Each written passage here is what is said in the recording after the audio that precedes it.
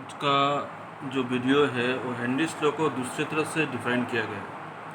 तो Henry's law में आपका इसमें क्या होता है, आप लोग थोड़ा देख लो कि अगर हम किसी भी चीज़ को ऐसे ले लें कि इसके ऊपर हमको लेना है दो चीज़ का, ये एक पार्टिकल से और ये दूसरा वाला गैस है। तो ये गैस ऑफ टाइप ए हो गया, ये गैस ऑफ टाइप बी हो गया।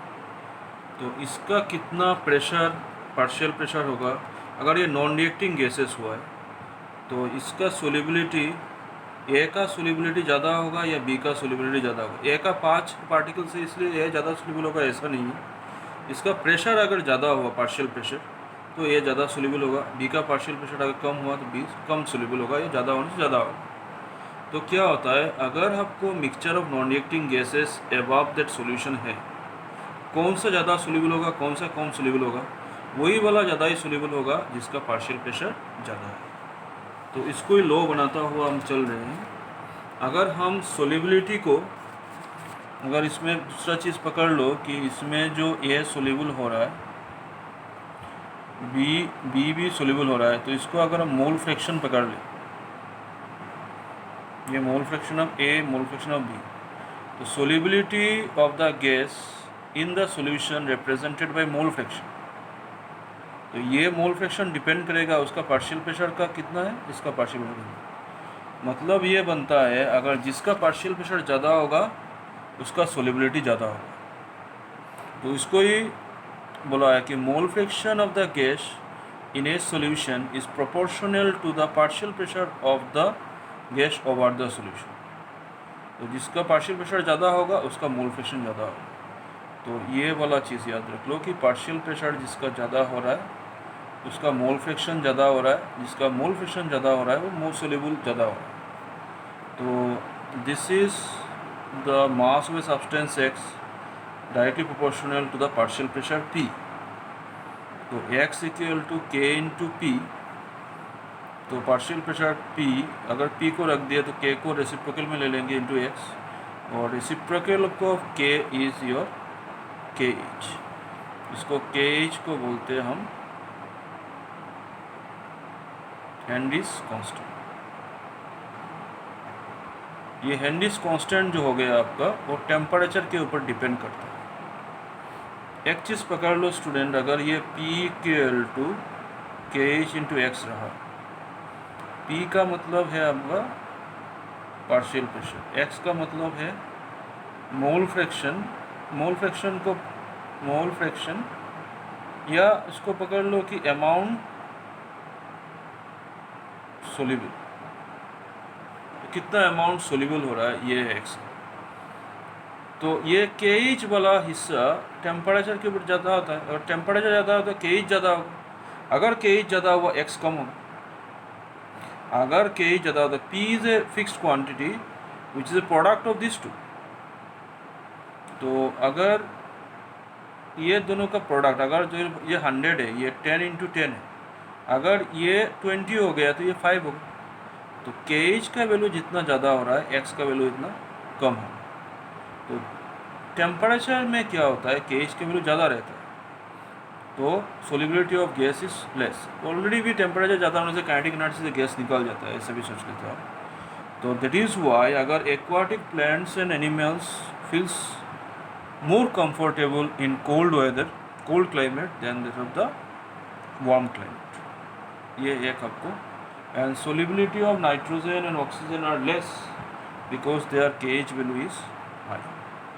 तो ये दो चीज़ याद रखना है, KH is directly proportional to temperature. तो लिमिटेशन ऑफ हेनरीज लॉ का भी लिमिटेशन है। अगर जो गैस को हमने वाटर में डिज़ोल्व किया है, अगर ये वाटर के साथ रिएक्ट कर लेता है तो ये सोल्यूबिलिटी इंक्रीज़ हो जाएगा। गैसेस जो है वाटर के साथ रिएक्ट नहीं करना है, और गैसेस जो है वाटर में सोल्यूबल भी ज़्यादा नहीं होना है।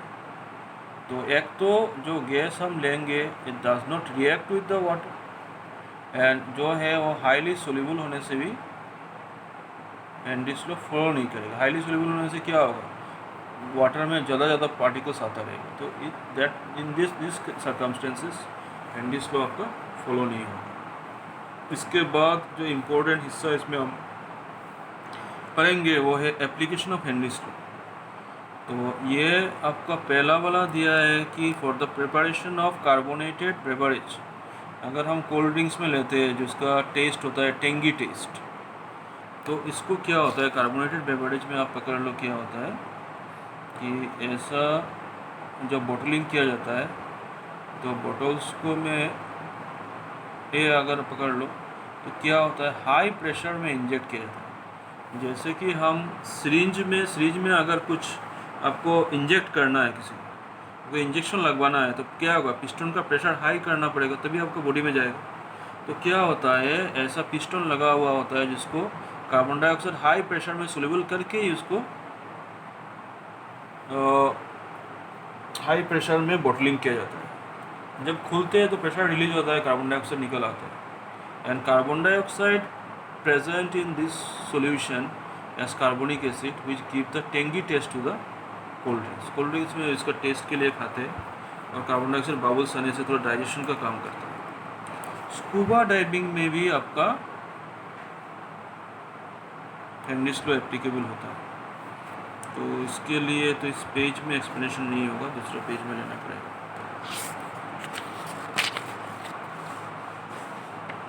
तो दो चीज़ इधर में बता देते हैं। अगर ये समुंदर हो गया आपका सी, और ये स्कूबा डाइवर्स, आपका ड्राइंग इतना अच्छा नहीं है फिर भी पकड़ लो, स्कूबा डाइवर्स ऐसा है, ये इसका ऊपर सिलेंडर है। स्कूबा डाइवर्स का ऊपर जो है सिलेंडर है, सिलेंडर में अगर ऑक्सीजन और नाइट्रोजन जो एयर में रेशियो है 21:78, अगर इस रेशियो में जाए तो एक चीज़ होता है क्या स्कूबा डाइविंग में, जितना भी समुद्र के नीचे जाएगा pressure is high, E is high. ऐसे भी हमको प्रेशर का फॉर्मूला मालूम है रो डी जी, तो डिस्टेंस जितना ज़्यादा होगा प्रेशर इतना ज़्यादा होगा। तो ये जो स्कूबा डाइविंग में क्या होता है कि अंडर हाई प्रेशर, आपको पहले बोल दे रहे इसके बाद अंडरस्टैंडिंग देखिए, हाई प्रेशर में जो ये जो नाइट्रोजन वाला हिस्सा है, nitrogen highly soluble in the, जो हाई प्रेशर में बॉडी में सोल्यूबल हो जाता है नाइट्रोजन ऑक्सीजन। तो जब ये जब ये स्कूबा डाइवर ऊपर की तरफ चला आता है, ऊपर की तरफ स्टार्ट करता है आने के लिए, तो क्या होता है बॉडी से प्रेशर एब्रप्टली डिक्रीज होता है। तो क्या होता है कि ऑक्सीजन तो बॉडी में सोल्यूबल हो गया, उसको कार्बन डाइऑक्साइड ये तो चाहिए हमको, नाइट्रोजन बॉडी में जब निकलता रहता है तो क्या होता है जगह जगह में ब्लड क्लोटिंग करता रहता है। अगर पकड़ लो हमको, अभी तो रेनी सीजन है आप लोगों को मालूम है, अगर पानी इधर से इधर जा रहा है तो इधर में क्या करेगा, इधर में it will creates lots of form. तो बॉडी के अंदर भी नाइट्रोजन जब रिलीज होना जाता है लो प्रेशर में, it will break down the blood vessels.